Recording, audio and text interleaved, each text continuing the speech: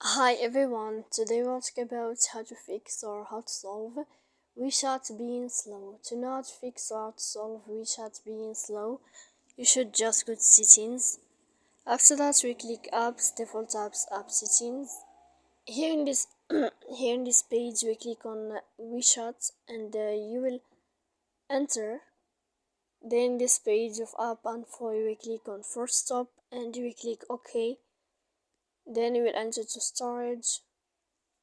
Here we click clear cache, but pay attention, don't click clear data because it may cause errors. And after that we can turn off your Wi-Fi. Then you can wait 3 seconds and you can turn on your Wi-Fi again to fix that problem. So please don't forget to support us by like and subscribe. See you next time in another video and thank you for your attention.